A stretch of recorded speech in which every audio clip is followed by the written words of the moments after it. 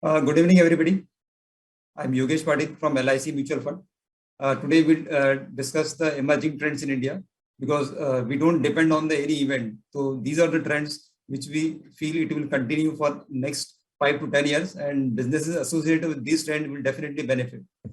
So coming to domestic economy first, in last 16 months, the surge in COVID cases in second wave and the fear of third wave dented some optimism for the Indian economy. But again, it's slowly is waning up. Factors to determine the path of economy is definitely availability of treatment and vaccine. Daily vaccination is picking up pace, and government's policy implementation and action, demand recovery and private capex. Why private capex is important? Because India has three pillars: export, private, and public. So public export is showing traction. Public is still sluggish, and after public, normally we see a private capex picked up. So in medium to long term, the confluence of demographics, productivity, and globalization will be supportive of the higher growth rate of India. So India has ample liquidity as of now. System credit is very low, again 5.8, decade low due to deleveraging, especially from commodity and lack of new projects. So emerging trends.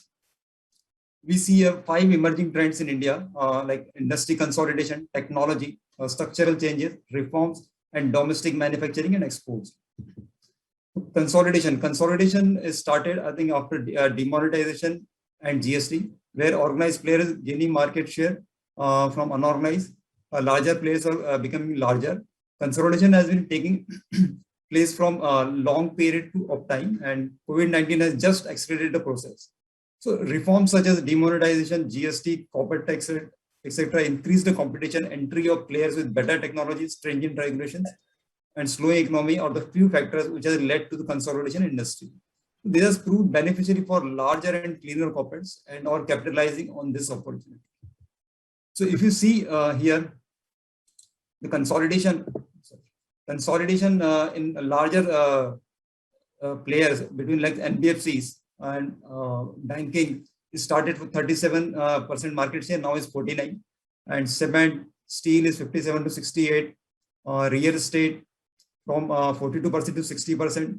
So these are the numbers I just want to share with you. So next is adoption of technology.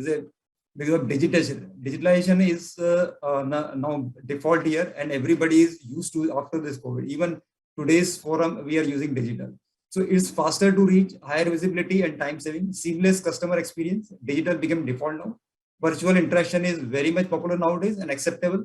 Corporate have understood the importance of online presence, digitalizing the core operations and or investing in the same for unlimited business operations. I'll give a few examples.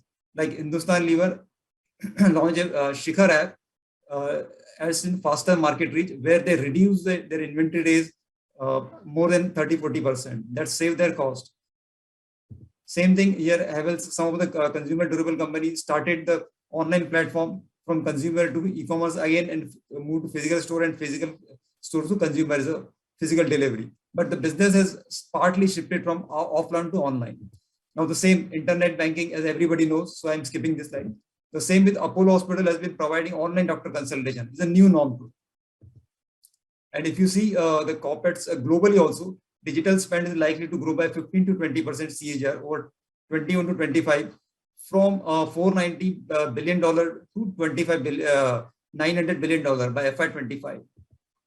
And these are the recent trends from the IT companies. They're winning deals like not before, because if you see the historical trend and the current trend was almost average was 30 to 40% higher. And within the India financial ecospace, most of the companies you can see, I think 20% companies, especially in payments, or 500 companies now. So these companies show their conviction.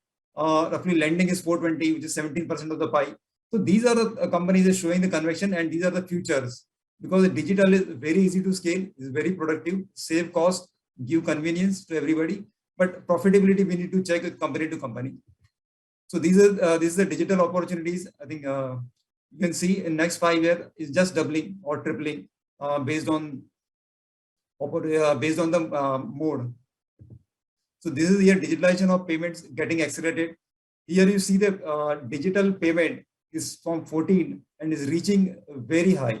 The whole, every segment, paper clearing, cash, ECS is coming down, and but digital is increasing. So that shows the acceptability is there, and mobile penetration is actually, mobile and data penetration is actually accelerating the pace. Now the third one is structural changes across the industry. The current drivers of structural changes in world economy or globalization, convenience, cost, environment, government regulations, etc. In this trend, some of the businesses will continue to disturb and may not be grow in future. Like I'll give one example first. In energy sector, you see shift from petrol diesel to CNG is a clear shift. Beyond a point, petrol diesel can't grow. And if you take data for last 5 years, petrol diesel is actually degrowing or maybe flat, but CNG is growing in double digit. Same thing in trade, general trade and retail to move to e-commerce, in logistic transporter to move to third party. In auto is basically IC engine moves to electric vehicles. So these are the new trends. Reforms. India has announced a lot of reforms, but benefits, it will take some more time. So reforms led to increase the competition in sectors, resulting in more customer choices, increased efficiency and increased investment. And at the same time, government in last 5 years undertaken major reforms and policy changes like GST, agri reforms, labor laws, PLI, corporate tax cut, and others has accelerated the formalization with FY21 number. It is 2021, seeing the fastest growth in the new company registration. If you see the next slide, these are the registration number just picked up in last 2 years. This is the number, like if you see the average from 7 to 20 in agriculture is 13%, but in say same year FY21 is 107%, and that is same with other sector as well. And the highest registrations, I think, came from actually food and beverage manufacturing, chemical manufacturing, health, social, and printing publishing is degrowing because of their nature, because of the COVID. If you see the hotels and restaurants, they're degrowing. But some of the new trends and because of the reforms, they're catching up. And to attract domestic manufacturing, government has actually announced a lot of policy changes. Like one is PLI schemes. They incentivize the existing player and give an incentive of 4 to 6%. This is the very big scheme. If it implements properly, it spend more than 2 lakh crore, and the investment will be more than roughly 30-40,000 crores, and this will create a more than 7-8 lakhs job directly, and indirectly maybe 4-5 lakhs. So this will help the economy to grow in long run. And China One policy is actually helping. Government has tried even last time also, but this time government supported in a big way and plus the global forces are driving this move actually. And if you see the same as we discussed, corporate tax rate, labor reforms, land reforms, actually speeding up the process. And there is a structural changes happening from India and China. If you see the working age of Indians are growing, and the population of the working age is growing, and China is coming down. Actually, it's clear trend because of the China the one-child policy. And even today, the Indian corporate structure is at par with our peer set countries, which is very competitive. And if you see the new trend, the export is actually picking up. Today, from Jan 20, export is higher today. It's showing some encouraging trend, and what we heard from corporate players. And low market share in exports actually giving a long runway for export growth. Like electro minerals, it's a 70% export, and India is hardly 7-8%. If you see the other segment also, it gives a very good opportunity. But I not put all the products here because there's a long list. But these are the products where we see a clear move from here. Thank you very much.